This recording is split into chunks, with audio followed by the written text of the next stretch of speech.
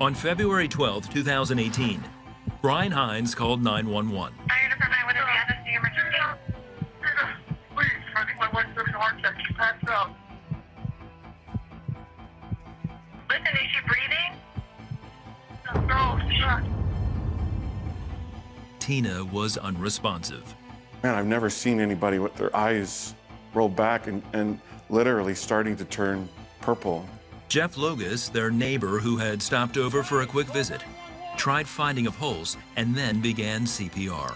Jeff said, Brian, I can't do this. I'm not doing it right. So I put the phone down in the rocks and I just start pushing on Tina, pushing on her chest, in the middle of her chest. I was panicked. It was like a man giving every last breath that he had to try to get his wife back. I thought she was dead. First responders arrived at the scene. Paramedics administered 2 rounds of epinephrine and shocked Tina's heart. I did it a third time when I'm looking at them going, guys, is her heart beating? Can you get her heart to beat? Please, God, please make her heart beat. Tina, still without a heartbeat, is rushed to Deer Valley Medical Center by ambulance as the paramedics continue trying to resuscitate her. Tina's injuries included a gash on her forehead from the fall, a cracked sternum, and several cracked ribs from the CPR. With no sign of life for over 20 minutes, Tina is rushed into the ER. In my mind, I knew she was dead. There was nothing. Family and friends trickle into the waiting room to pray and be with Brian. It was a prayer of desperation. I said, God, take everything from my life. If you give me back Tina. Meanwhile, Tina's sister, Tammy, and her husband, Dave, rush across the desert from Los Angeles to Phoenix. She just told me that she had sudden peace, like something fell on her, peace, that Tina was going to be okay.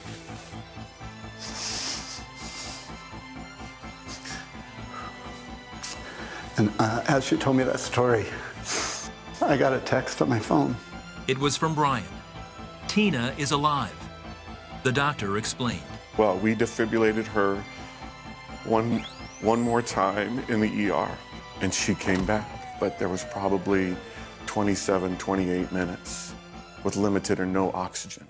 We're going to induce a coma to allow her body to relax while we're doing all these tests to try to figure out what happened.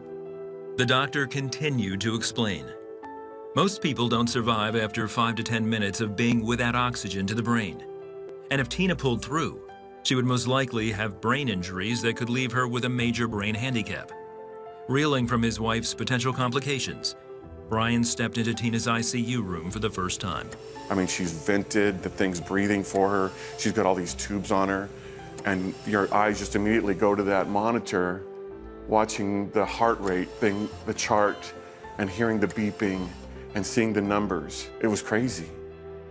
But I had to be happy too that at least she is alive. Meanwhile, the ICU waiting room was filled with family and friends crying out to God for Tina, including Dave and Tammy. We were praying the whole time. The next day, when Tina's vital signs were back to normal, her doctors needed to determine if she could breathe on her own. They decided to take her off the ventilator. Brian whispered in his wife's ear.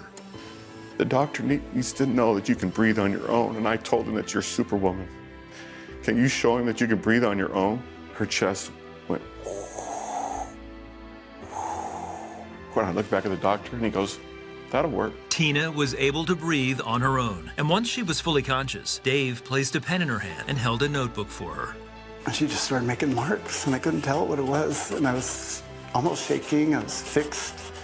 I just held the book steady because I didn't want it to drop. We figured out that she had wrote ITSREAL. It's real. And I go, the pain? The hospital?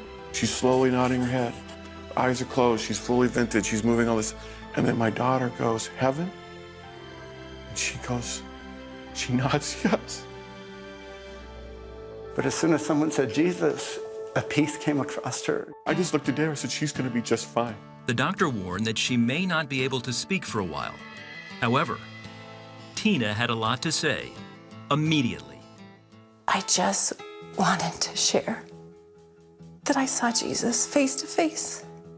And the unbelievable rest and peacefulness of what I was experiencing was Jesus standing there with his arms open wide. And right behind Jesus standing there was this incredible glow. It was the most vibrant and beautiful yellow. With her cracked sternum and ribs on the mend, Tina was discharged from the hospital on February 16th, just 4 days after suffering a cardiac arrest, without any brain impairments. Today, Tina's training for a half marathon and enjoying life. God is real in my life. Jesus is real. Heaven is real. I know that God can use every situation to make us who we are in Christ.